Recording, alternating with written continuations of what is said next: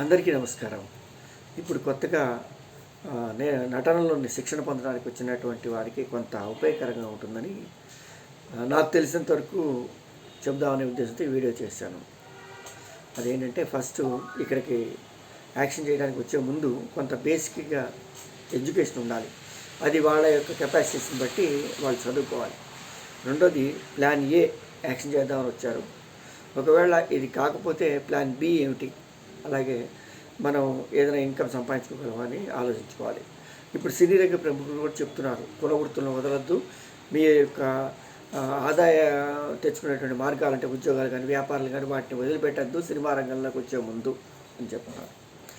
అవి క్లియర్ అయిపోయిన తర్వాత నెక్స్ట్ నేర్చుకునేటప్పుడు నటన అంటే ప్రతి మనిషి యొక్క పర్సనాలిటీ, అతని కెపాసిటీ, అతని డైలాగ్ చెప్పే విధానం అవి తన యొక్క పరిధిలోనే ఉండాలి తప్పితే వేరే వాళ్ళని అనుకరించకూడదు. వాళ్ళతో పోల్చుకుని మనం తక్కువ అవ్వకూడదు.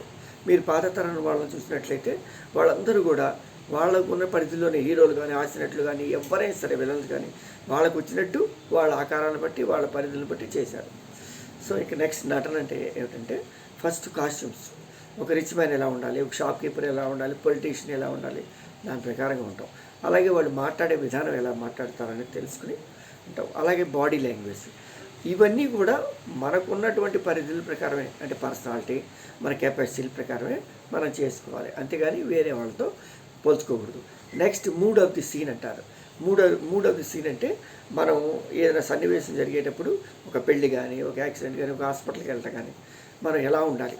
అయితే అది దేని మీద డిపెండ్ అయి ఉంటుంది అంటే వాళ్ళతో ఉన్నటువంటి మనకి రిలేషన్షిప్ని బట్టి మనకి మూడ్ ఉంటుంది అనమాట. ఇవన్నీ కనుక నేర్చుకున్నట్లయితే మీకున్నటువంటి పరిధుల ప్రకారం మీరు చేసినట్లయితే పైకి రావడానికి చాలా అవకాశం ఉంటుంది. అందరికీ ఆల్ ది బెస్ట్.